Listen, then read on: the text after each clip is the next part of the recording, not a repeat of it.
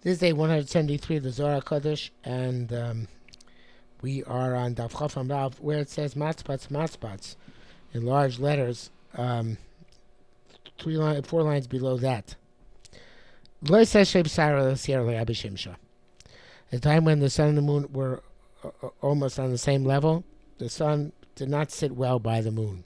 I mean, the moon did not sit well by the sun. They're embarrassed and interested, embarrassed in front of each other. Now, the simple Pshat in that is that the moon was embarrassed of the sun. But the thing is also the sun is embarrassed from the moon. In other words, their roles were not properly defined. So therefore, there was this competition, and each was embarrassed from the other. And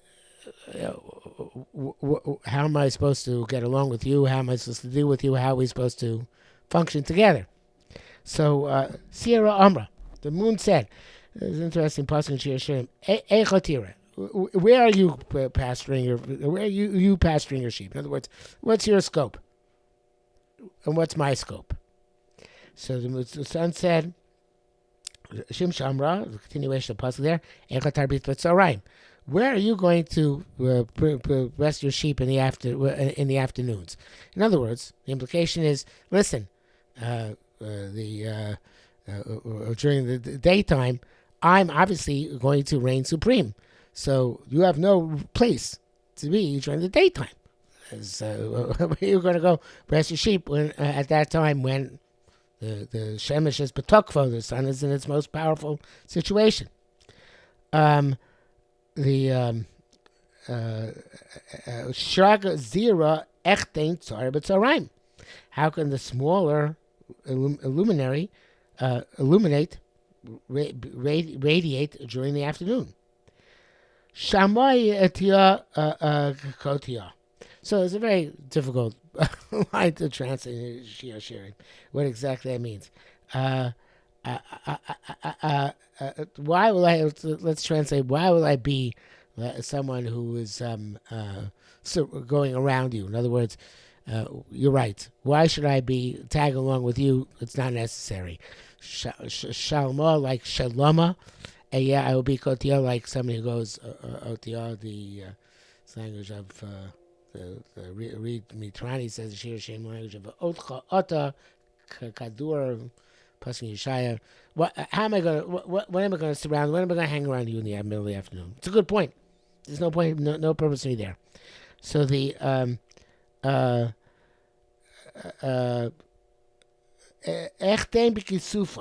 how can I be with this embarrassment?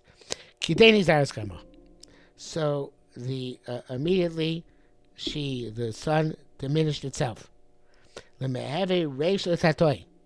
To be the head of those below, like the Rosh L'Shualim.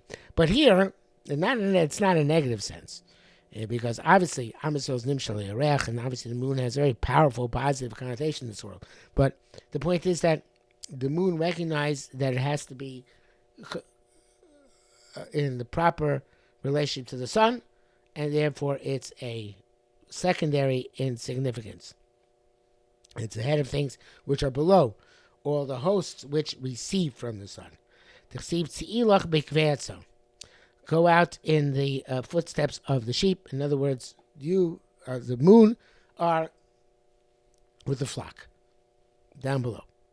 Now, it sounds from the Zohar Kodesh that the moon took the initiative in diminishing itself. But of course, I saw the Perashat Baz and Shir Shirim who brings down the Zohar here. He says that obviously, obviously Kodesh Baruch Hu had this in mind to begin with. This is the way it's going to be.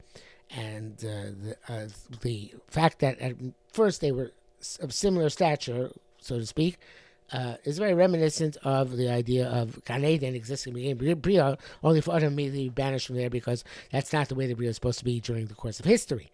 So to here, the sun and moon at some theoretical level were on the same level almost, and then of course immediately thereafter the moon diminished itself, intuiting what the Rav Tzon Hashem is, as expressed by immediately by Kosh Baruch Hu. The go and diminish itself. Mitamon leisnach nahara, and from there you have no light of your own. But now, it's not clear to me that the moon has light of its own to begin with. I think it all came from the sun, but the point is that it was even more dependent on the sun at this point. Bar Mishimsha, your oil light comes from the sun. At first, they were sitting on the same level. The Besar Azaras Garma, and then it diminished the moon, diminished itself. Inu Dargin Dila.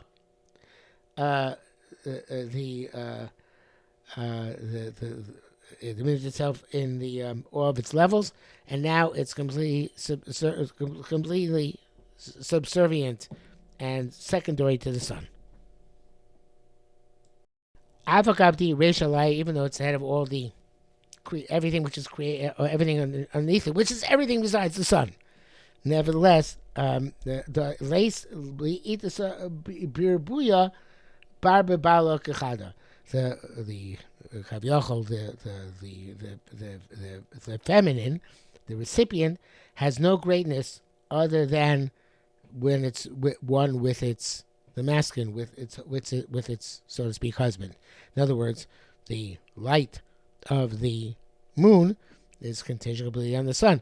Yes, of course, the moon gives light to all of its hosts, meaning all the stars, and which represents everything else. But still, everything comes from the sun. Es Amor HaGodol Havaya, the Amor HaGodol is now Yud-Kei Vav-Kei. Es Amor HaKotan Elokim, and the small luminary is Elokim. And Havaya, the Sheva comes from Havaya to Elokim. Sof Kol Dargin, Sof the Machshava. But this is the end of all Madrigas, the end of the thought. In other words, this is the way it's supposed to have been. Right? There's going to be this this relationship between the sun and the moon, where the moon is the recipient of the sun's light and deals with that light to then distribute it in a way which is not revealed, like a Shem Havaya, but a way which is concealed, Shem Elokim, to the rest of the Bria. And now it's going to relate that all back to the Shem Havaya, but we'll leave that for next time. And in any event, we know that as we know that, like I said before, the moon represents Knesset Yisrael, sun represents a Kodesh Baruch Hu, the moon represents the Anhaga in this world, the sun represents the Anhaga above this world. The whole point of the Bria was to give a place for the purpose, for this world to develop itself on its own, not to be blinded by the light of the sun, but rather to function in darkness, because Lake Nora, there's no light like light that emerges from the darkness. So all this is part of the Bria. All this is part of the way Akash Baruch Hu planned it to be. And like everything else in the Bria, it starts off on one level, which seems to be optimal, where everything is almost equal, and then there's very little darkness, and then the darkness comes about, which is really the tachlis of the Bria. To come back eventually to great light, but through a long process of the development of history over time, and all of the historical process which Akash Baruch Hu deliberately put into the Bria. So like everything else in Ma'aser Bereishis, everything is pre-planned. It's not that the moon actually came and initiated this process out of nowhere. No, of course, Akash Baruch Hu brought about this whole process, like every other process, comes down from Ratzon Hashem in this world.